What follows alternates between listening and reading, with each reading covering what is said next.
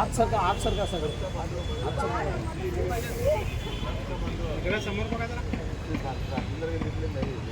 बघा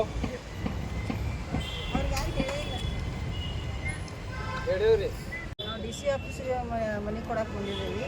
ಯಾಕಂದ್ರೆ ರೀ ನಮ್ಮಲ್ಲೇ 2-3 ಶಾಲೆಗಳು ಸ್ಕೂಲ್ಗಳು ಅದಾವೆ, ಹುಡುಗರಿಗೆ ತ್ರಾಸ ಆಗತೈತಿ.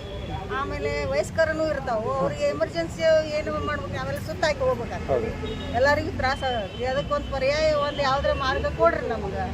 ಅಂಡರ್ ಪಾಸ್ ಒಂದು ಮಾಡಿರಿ ಅಥವಾ ಕೇಬಲ್ ಬ್ರಿಡ್ಜ್ ಒಂದು ಮಾಡಿರಿ, ಏನೋ ಒಂದು ಮಾಡ್ರಿ ನಮ್ಗೆ. ಆದ್ರೆ ಏನು ಬಂದ್ ಮಾಡಕ್ಕೆ ಕೊಡ್ಬೇಡ್ರಿ. ಈಗ ಸದ್ಯಕ್ಕೆ ಪೂರಾ ಬಂದ್ ಮಾಡಕ್ ಬರತ್ತಾರ, ಬಂದ್ ಮಾಡಕ್ಕೆ ಕೊಡ್ಬೇಡ್ರಿ. ಯಾಕಂದ್ರೆ ಭಾಳ ತ್ರಾಸ ಆಗತೈತಿ ನಮ್ಗೆ.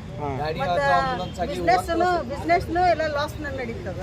ಮತ್ತು ಎಲ್ಲ ಅದ್ರ ಮೇಲೆ ನಮ್ಮ ಜೀವನ ಅನ್ಬೇಕು, ನಾವು ಹೆಂಗೆ ಮಾಡೋಣ ಜೀವನ, ಅದು ಒಂದು ಪ್ರಶ್ನೆ ಐತಲ್ಲ. ಈಗ ಮುಖ್ಯವಾಗಿ ವೃದ್ಧರಿಗೆ ಇದನ್ನ ಸ್ವಲ್ಪ ನೀವು ಮನಸ್ಸಿನ ಮೇಲೆ ತಗೊಂಡು ಏನಾರು ಆದಷ್ಟು ಬೇಗ ವ್ಯವಸ್ಥೆ ಮಾಡ್ಕೊಡ್ಬೇಕು, ಬೇಗ ಬೇರೆ ವ್ಯವಸ್ಥೆ ಮಾಡಿ ಕೊಡ್ರಿ ನಮ್ಗೆ.